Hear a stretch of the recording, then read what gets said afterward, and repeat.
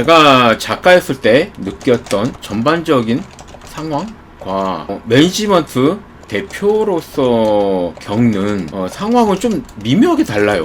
제가 작가님들마다 질문을 드려요. 어느 회사든 자네 이 회사에 왜 지원했나? 이거 사실 면접에서 굉장히 중요한 질문 아니에요? 동기부여 및 목표가 확실하다는 뜻이잖아요. 수많은 작가님들께 글을 왜 쓰시려 하시죠? 하면 돈 벌고 싶어서요. 이게 가장 많이 나와요. 지금도 여러분들한테 여쭤보면 얘기하실걸요? 1000명 있다면 서너 분 정도나 수익에는 관심이 없고 명성 혹은 글을 쓰는 게 인생의 마지막 소원이라고 대답하신 분도 있어요. 요거는 그냥 뭐 다른 분들과 이제 소통하고 싶다 이런 게 있는데, 이 명성이나 얻고 싶다는 사실 또 이게 조회수나 인기 이런 게 관여가 안 될 수가 없거든요. 결국 조회수는 수익이다. 근데 여기서 아이러니가 발생해요. 본인의 욕구는 수익이에요. 근데 본인의 작품은 수익과 전혀 상관없어.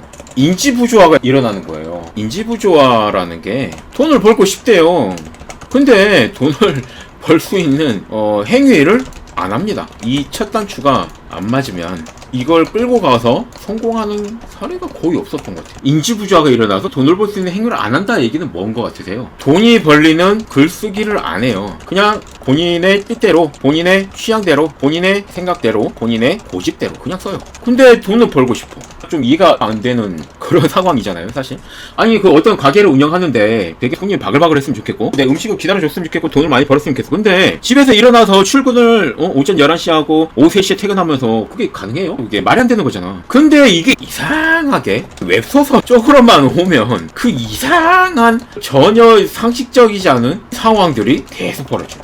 제가 만나본 작가님들 보면 백일장, 장원상, 문학대상, 신문에도 실리고 대단한 분들이 많아요. 실제로 만나 뵙고 대화를 나눠봐도 각각 다 쉽게 보여요. 상식도 많고 재반 지식도 많고. 근데 되게 웃기는 게 뭔지 아세요? 이런 분들이 이상하게 웹소설만 오면 바보가 되십니다. 돈을 벌고 싶어서 오신다 해놓고 작품은 전혀 그런 작품을 안 써요. 자, 제가 컨설팅을 드리고 싶었던 제일 큰 게 이거예요.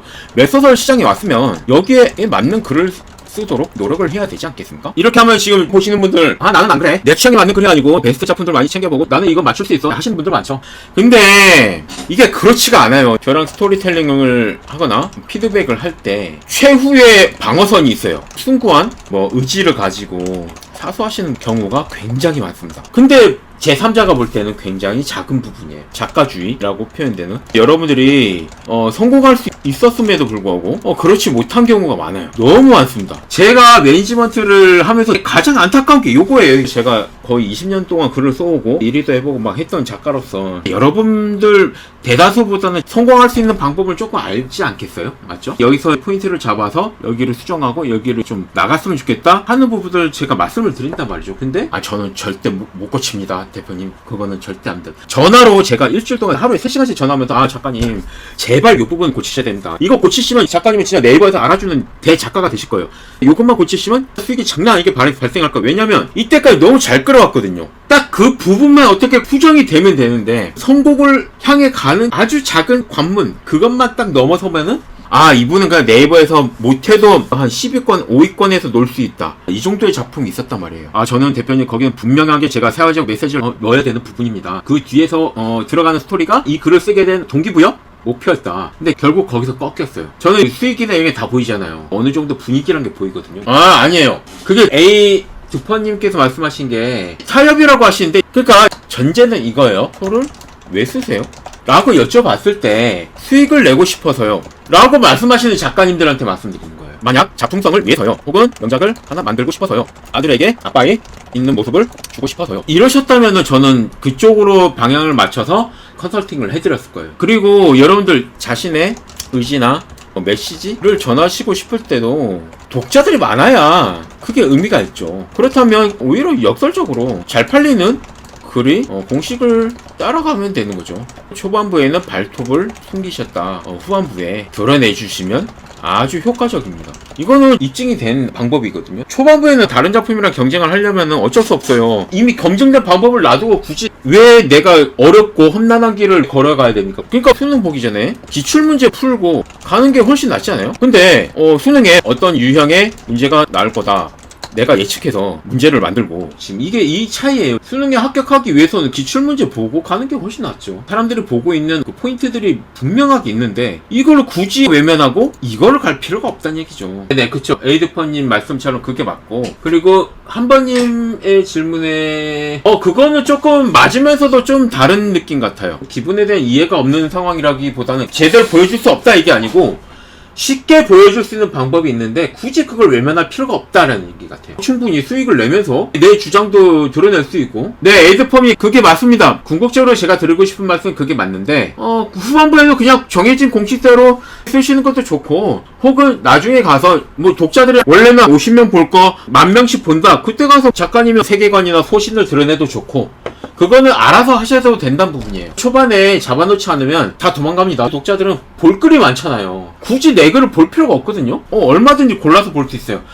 웹소설보다는 저도 웹툰이 더 보기 쉬워요. 영화도 있지. 드라마는 얼마나 재밌어. 실력? 그럼 애니메이션 보면 되죠. 그다음 만화책 볼래? 얼마나 많아요. 게임도 많고. 웹소설의 대항마들이 이렇게 강력해요. 이렇게 많아요. 사실 요것만 문제인가요? 같은 웹소설 내에서도 내 라이벌들은 너무 많다. 몇천 작품이 있는데 재밌는 작품 너무 많아. 근데 이거를 제쳐놓고 여러분들의 작품을 봐야 되는 이유가 독자들한테 과연 있습니까?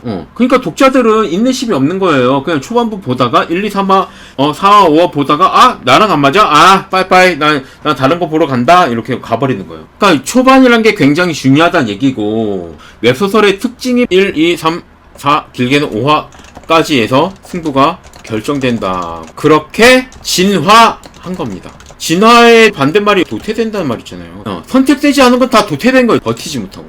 호흡이 느린 작품, 1권 25화까지 별다른 사건도 없고 주인공의 매력이 드러나지 않는데 2권 3권에서 갑자기 급재밌어지는 작품, 이런 것들이 지금 다 도태된 거예요. 그래서 지금 진화한 형태가 이거예요. 3, 4, 5화까지 승부가 갈려버리는. 제가 늘 말씀드린 게 이거거든요. 제가 이거 방송 처음 시작했을 때 한 3년 됐는데 그때도 제가 똑같이 얘기했어요. 1, 2, 3화까지 초반에 승부 보세요. 그때랑 지금이랑 시장 규모가 달라요. 경쟁자가 훨씬 많이 늘어났고 더 피터져 가고 있는 상황이거든요. 이거 안 되면은 여러분들 이 험난한 웹소설 시장에서 여러분들 살아나갈 수가 없다는 뜻이에요. 저희가 매니지먼트니까 다 보이잖아요. 초반에 승부가 안 나면은 그냥 끝까지 승부가 안 나요. 역전할 수 있는 기회가 거의 없어요. 제가 만약 방송에서 간평을 한다거나 스토리텔링을 하면은 이런 걸 자꾸 주문을 할 거예요. 자, 다시 한번 여러분들 가슴에 손을 얹고 한번 생각을 해보시죠. 나는 도대체 웹소설을 왜 쓸까? 이 고민은 길어도 좋아요. 나는 수익을 내기 위해서 글을 쓴다? 사람들이 보게 하기 위해서. 그러면 그 방법이 어떤 것인가? 거기서부터 시작을 해야